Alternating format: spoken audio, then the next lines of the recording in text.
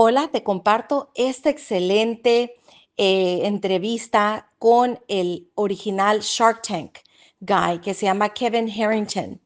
Fue algo fenomenal porque tuvimos la oportunidad, 15 autores contando tu servidora, estar ahí con él, experimentar cómo es que él logró ese lugar, esa posición, pero no solamente eso, cómo todo este círculo digital llegó a ser lo que ha llegado a ser, darnos tantos tips y ideas para lograr nosotros lo que estamos trabajando como autores. Así que fue un día, una experiencia única y quiero compartirla contigo, que tú puedas ver este video y te des cuenta que tú también puedes alcanzar ser tu mejor versión y que nunca es tarde para lograr ese gran sueño. A bunch of people that I knew. I've been involved with Tony Robbins, with his infomercial. We were taking that all around Europe, and Tony and I were actually together going meeting to meeting with different distributors to run the Tony Robbins infomercial across the world. And then there was another guy named Russell Brunson. How many know Russell Brunson? ClickFunnels? Oh, you're an educated group. You got it. Okay. All right.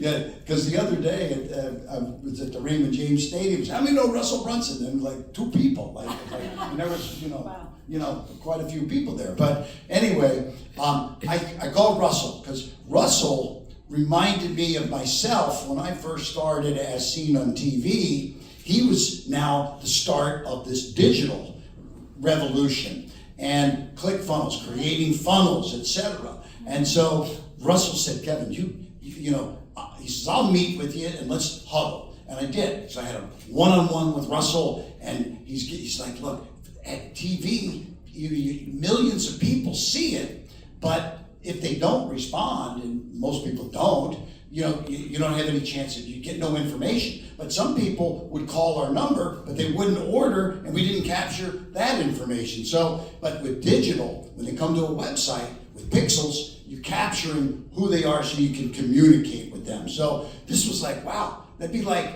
if I could have captured the millions of people that didn't order, I'd have a database of hundreds of millions of people, which would be worth, potentially billions of dollars, but TV did not, you couldn't do that with television. There was no technology for it. So Russell said, and also Tony Robbins, hey, Richard Branson holds these little events every now and then, and I think he would love to get together with you. They're very nice and tight, and so let's pull up that picture.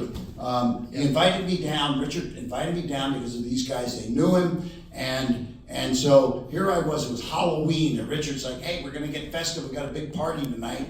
And so there I am at Richard's Necker Island. Okay, and so. I hung out with Richard. I got a meeting with Richard, one-on-one, 7:30 in the morning. We're having breakfast, just the two of us. And he said, Kevin, I did some research. I know you're here to get some good advice.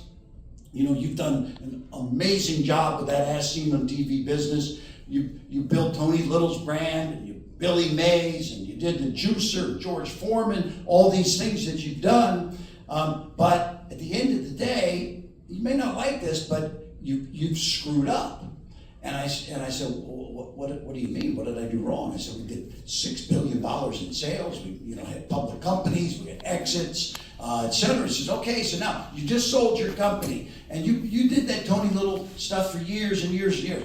If you walked into a trade show with Tony Little, what would happen? And I said, oh, I'm at trade shows with Tony all the time. People attack Tony. They want to, Tony. I've got a new product. Can I get your autograph? Can I get a picture, a selfie? And he's like, well, does that tell you anything? I'm like, yeah, we built Tony's brand. Yeah, you did, didn't you? But what brand did you not build? Oh, my own. Okay. So I said, Richard, you are spot on. I said, because I'm here today to hang out with you, and you didn't know who I was really until you did some research and found out. But that. I should, all the things that I've done for all the years that I've done, I've never focused on building my own brand. So Richard said, look, it's not something you do tomorrow, but you need an actionable business plan. And so that's one thing I think, folks, everyone that has the book, we're going to talk about some things you can do because you can't just tell people that you got a book. You got to start shooting content. You got to. I'm gonna show you a segment right now. This is on local ABC. Now ABC is ABC, right? It's the network television. So if I asked, just think about this. I'm going to ask you a question. If you went into an NBC, ABC, CBS locally and said, I want to be on your air any morning of the, they have these shows. Any morning, I want a 4-minute segment. Now, what does it include? 4 minutes, you get a famous host, the newscaster is interviewing you. Now, it's like a news story. They're going to interview you for 4 minutes. Then, and that includes a 3-camera shoot, edits, music, the talent, everything, all in, and then not just produce the spot. Then they're going to air it on ABC Network on the local level, okay? So just thinking out loud, what do you think that might cost? Does anybody have a number to throw out? 25,000. How much? 25,000. 25,000. Someone said 100,000.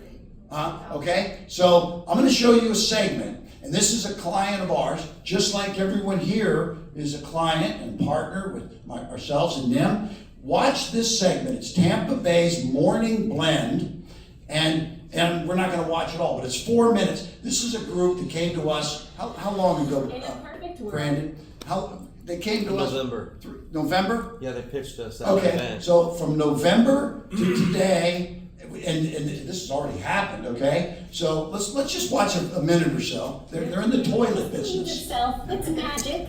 Well, with Happy Toilet, that can become a reality. And we're joined now by Chris and Linda Stanfield. They are owners of the Happy Toilet Cleaner, and they're here to explain. Good morning, welcome. Good morning. Thank you for having us. Thanks for being here. And what exactly is the Happy Toilet, Chris? Well, the Happy Toilet is something I invented because my wife was going to put the tablets in the tank, which destroys the parts. And she said, either you can clean the toilets or you can fix them when they break. And being a plumber, I said, oh, that isn't going to work. So I came up with a couple different prototypes, and we ended up with this product here that you just slide over on the overflow tube, and then you can put any tablet you like it on the market inside there, and it protects your tank. But what it also does is it puts all the cleaning solution in the bowl after the flush, so it cleans really good.